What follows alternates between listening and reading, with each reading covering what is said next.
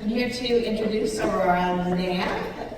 And Aurora Linnea is a radical ecofeminist writer committed to poetic dissidence and uncompromising disloyalty to male dominion.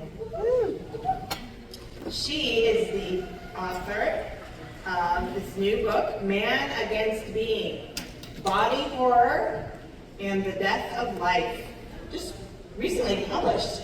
So ask her where to get this. This may be the only copy in the building, but she can hook you up with this for sure. So she, as well as this book, she's the author of poetry chapbooks, horror stories, and zines. Aurora also contributes regularly to the media disruptions of women's liberation radio news. Yes. In the past, she has served women as a shelter worker and a rape crisis advocate.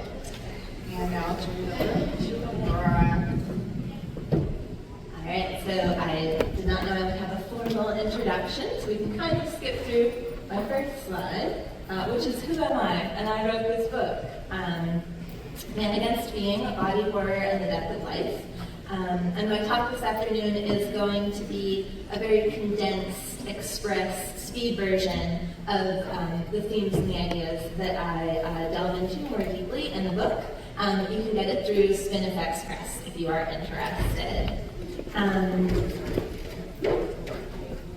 Oh, your phone is right here. Yeah, sure.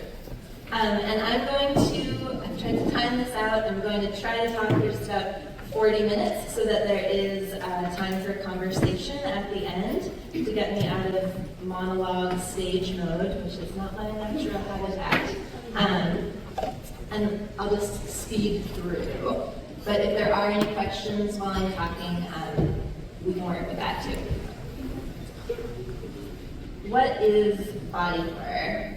Body horror is the fear and the hatred of the physical, organic, and biological body that soaks through to the bedrock of man-made culture. It is the cultural rejection of our human animality, the fact that we are creatures composed of blood and guts and bacteria, delicate tissues bound eventually to decay, cells that will rupture, that we are mortal matter and in time must die.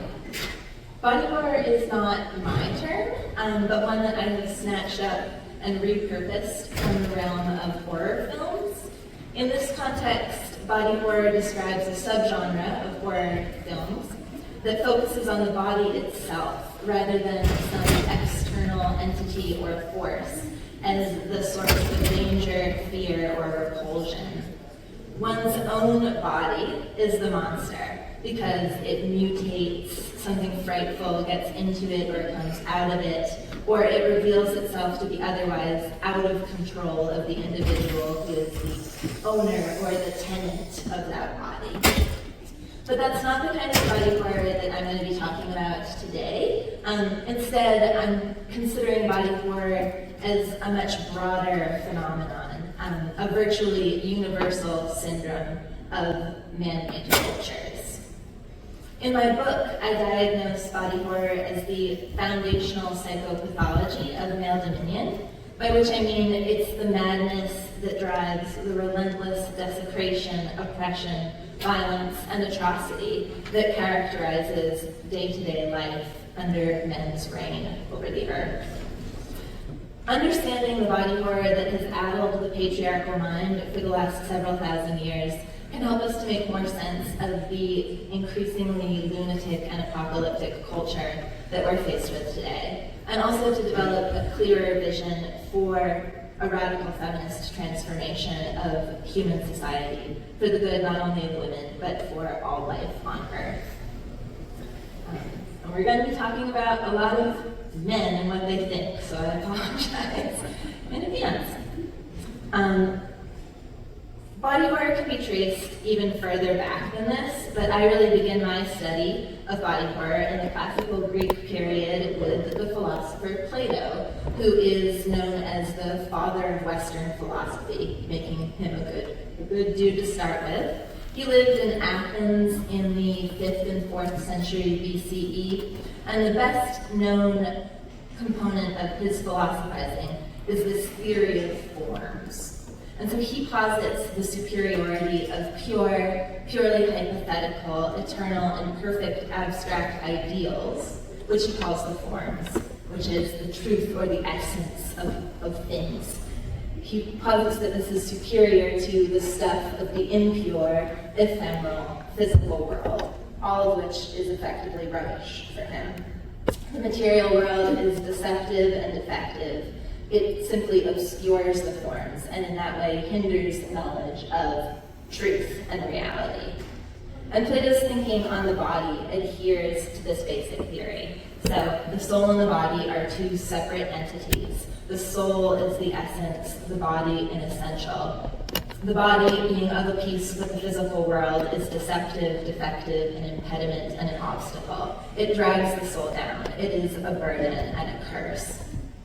The soul, being immaterial in the same way that the forms are, is more able to grasp the forms, the more that it severs itself from the body. So the more immaterial a person can become through distance with the body, the better able they are to grasp truth. And it is at death that the soul is finally separated from the body, its desires and evils. And this is liberation, and this is deliverance.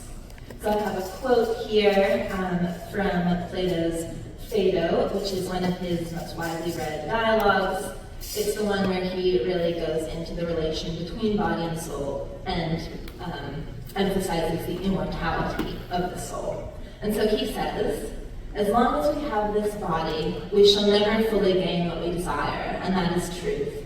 For the body is taking up our time with the care which it needs. It fills us with passions and desires and fears and all manner of phantoms and much foolishness. And while we live, we shall come nearest to knowledge if we have no communion or intercourse with the body beyond what is absolutely necessary, and if we are not defiled with its nature.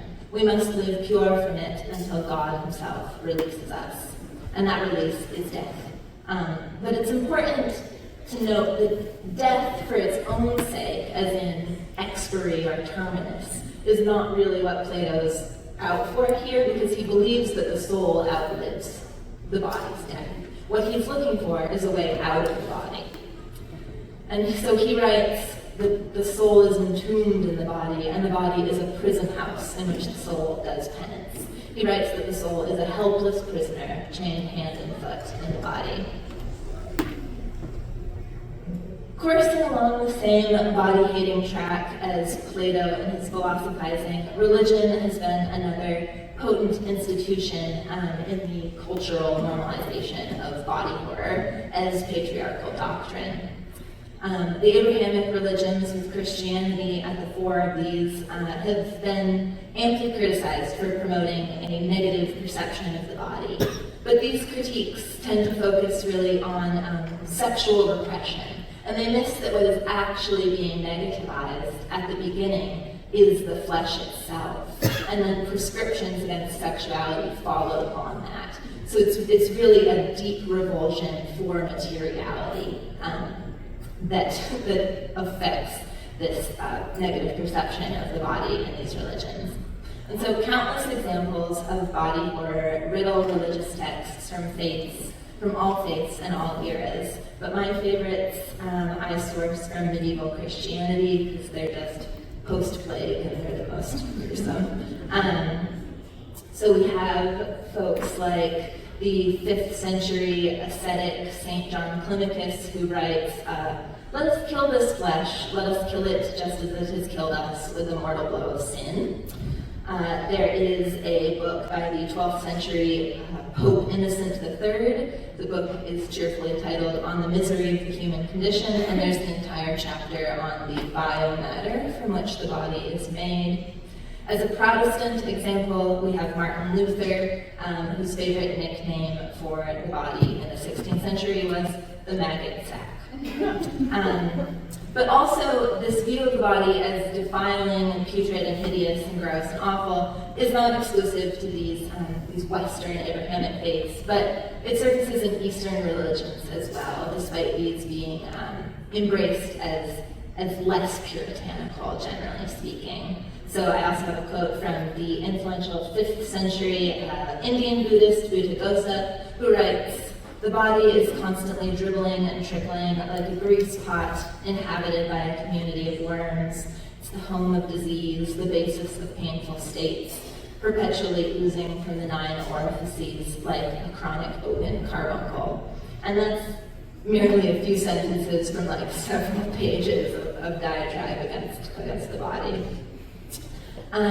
In Christianity, though, which merits special attention as, for better or worse, the dominant faith of global patriarchy, the body is not only repulsive, but also inherently sinful. And we get this from St. Augustine, 4th century great church father, so another father figure here for us to enjoy, and a hugely influential Christian theologian. And he writes of the mortal material body as sin incarnate, in fact, an artifact of the fall. His theory is that God originally makes the body incorruptible, immortal, and totally under individual control. But then when Eve's sin brings the fall, the body becomes corrupted, and it is then mortal, vulnerable to injury, and defiant of individual will. And Augustine's big example of this defiance of the body is the erection, at which point the man's member flagrantly disobeys him, and this is proof positive of the body's badness for St. Augustine. And so then the physical body is a punishment for sin, and itself intrinsically sinful because it comes into being as a consequence of sin. It is sin that we carry through our lives. And patriarchal religions, coming out of this negative view of the body, they share the same basic sequence of body-hating assumptions, which follow very much Plato's thinking. So each person has a soul or a spirit that is distinct from the body, but which is housed inside it. The soul is essential, body inessential. The soul is immortal and continues to exist after the body dies. And after the body's death, the soul goes on to exist eternally disincarnate elsewhere other than the earth. And so it is outside of the body and remote from the earth that the soul finds purity, peace, and paradise. And even religions that teach reincarnation ultimately land the soul in some otherworldly, excorporeal plane, with life in a body being either a trial to prove worthiness or a punishment for the sins of past life. Ultimately, then, the attraction of these belief systems and the origin of their force as institutions of social control and enforced conformity is that they open up for people an escape hatch out of the terror of death. The body dies, but the soul gets out alive. Patriarchal religions are therefore fundamentally death-denying and death-defying.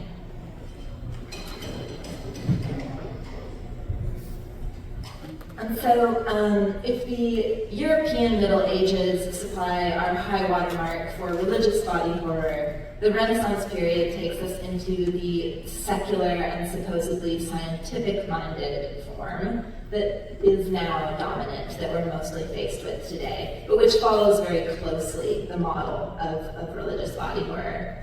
So our relevant father here is the French mathematician and philosopher René Descartes, who lived during the 17th century and is called the father of modern philosophy.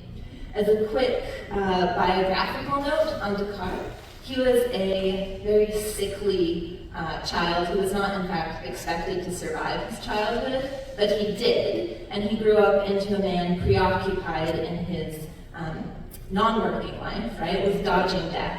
He was known as a health nut, really prey to the 17th century wellness trends, as it were, that were circulating at that time.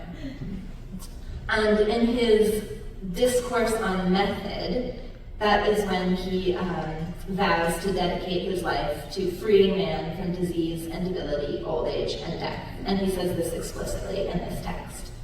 And he tries to accomplish it philosophically, rationally, through reason, as a man of his times, by proving that man is not the mortal body, but in fact an immortal mind.